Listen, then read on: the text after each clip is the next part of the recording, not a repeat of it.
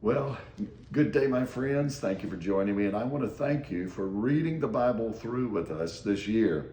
Well, today's reading is Jeremiah chapters number 29 to 31.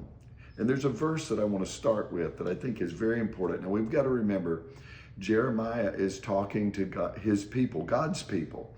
But I believe that if we're God's people, this verse applies to you and I also. It's chapter 29, verse number 11. It says, "For I know the plans I have for you, declares the Lord, plans for welfare and not for evil, to give you a future and a hope." I want to say, friends, that God has a plan for every single one of us.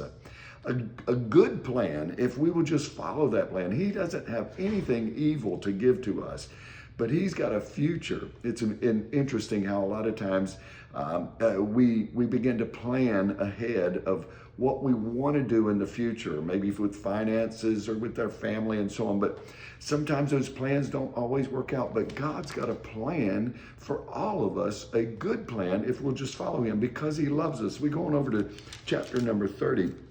Verse number 11, he says, "For I am with you to save you, declares the Lord. I will make a full end of the nations among whom I have scattered you," speaking to his people. And then he says, "I will discipline you in just measure, and I will by no means leave you unpunished." Now, God will discipline us just like we do our children because he's got a plan for us. And in order to get us through that plan, oftentimes, if we get out of line, he will punish us to get us back in line, just as he did with the children of Israel. We go on to chapter 31, verse number 3. He says, "I have loved you with an everlasting love. Therefore, I have continued my faithfulness to you."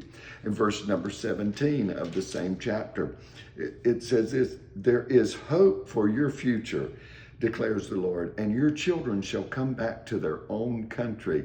And finally, in verse number 25, it says, "For I will satisfy the weary soul, and every languishing soul I will replenish."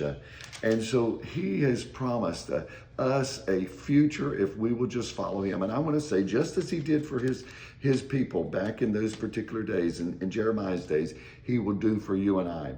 So remember this, sometimes our plans are small. Sometimes our plans aren't fulfilled, but God has big plans because he loves you and he cares for you. So let's follow his plan. God bless you. Have a wonderful day. Bye-bye.